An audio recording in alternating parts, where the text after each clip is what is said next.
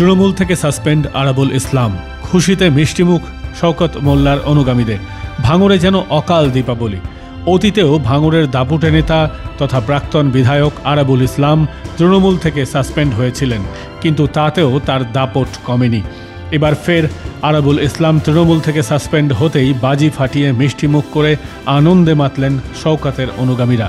যদিও বিজেপির প্রশ্ন, একই দায়ে দুজন অভিযুক্ত, অথচ শওকত ছাড় পেলেন, আরাবুল সাসপেন্ড হলেন কি হিসেবে? দেখুন, তৃণমূল মানেই হচ্ছে গোষ্ঠীদ্বন্দ্ব, আর তৃণমূল মানেই হচ্ছে টাকা পয়সার হিসেব।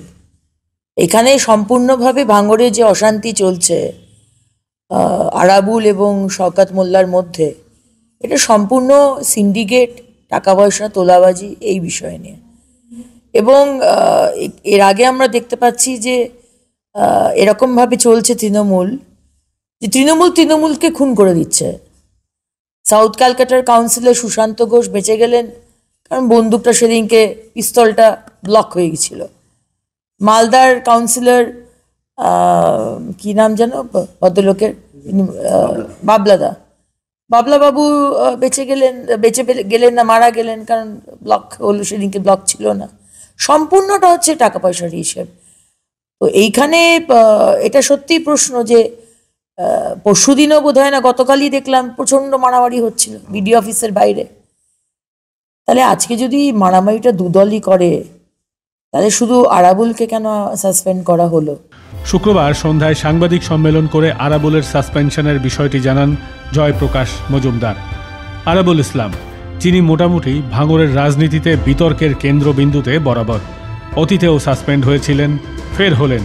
তবে প্রশ্ন উঠছে, শেষ পর্যন্ত ভাঙড়ের রাজনীতির চালিকা শক্তি কে হবেন? প্রাক্তন বিধায়ক আরাবুল ইসলাম নাকি ক্যানিং পূর্বের বর্তমান বিধায়ক শওকত মোল্লা? তা নিয়ে যখন প্রশ্ন ঘুরপাক খাচ্ছে ভাঙড়ের মাটিতে, কারণ এর আগেও সাসপেন্ড হয়ে আরাবুল তার দম দেখিয়েছেন রাজ্জাক মোল্লার বিপরীতে। তবে বিধায়ক তথা আইএসএফ নেতা নওশাদ সিদ্দিকী বলেছেন, এই গোষ্ঠীদ্বন্দ্বের নেপথ্যে রয়েছে ভাগ বাটোয়ারার গল্প। সিন্ডিকেটের ভাগ বাটোয়ারার কাহিনীতেই গোষ্ঠীদ্বন্দ্বের মোড়ক দেওয়া হচ্ছে। মানুষের ক্ষোভ ধামাচাপা দিতেই আরাবুলকে সাসপেন্ড করে আদতে মুখ রক্ষা করতে চাইছে তৃণমূল কংগ্রেস। আরাবুল ইসলাম সাহেবকেও অধ্যাপিকাকে জগ ছুড়ে মারার জন্য সাসপেন্ড করেছিল, আবার স্বল্প সময়ের মধ্যে প্রত্যাহার করে নিয়ে বড় পদে বসিয়েছিল। তা ব্যাপারটা হচ্ছে, শওকত মোল্লা সাহেব আর আরাবুল ইসলামের মধ্যে গোষ্ঠীদ্বন্দ্ব চলছে, মতানৈক্য চলছে, কে কতটা সিন্ডিকেটকে কন্ট্রোল করবে, এখানে যে তোলাবাজিটাকে কার হাতে রাখবে, এই লড়াই তাদের চলছে।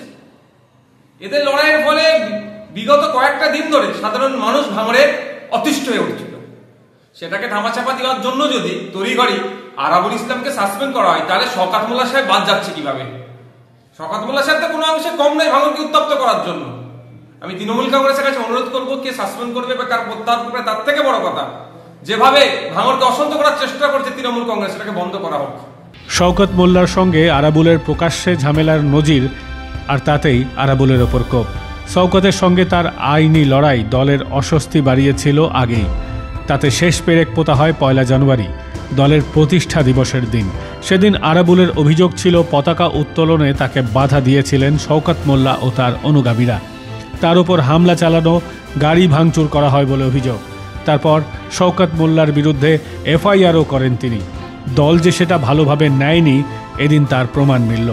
অন্যদিকে দলের তরফ থেকে এই সিদ্ধান্তে খুশি শওকত মোল্লার অনুগামীরা। ভাঙড় এলাকা জুড়ে তারা মিষ্টি বিলি করেন, বাজি ফাটিয়ে বিজয় উল্লাস করেন।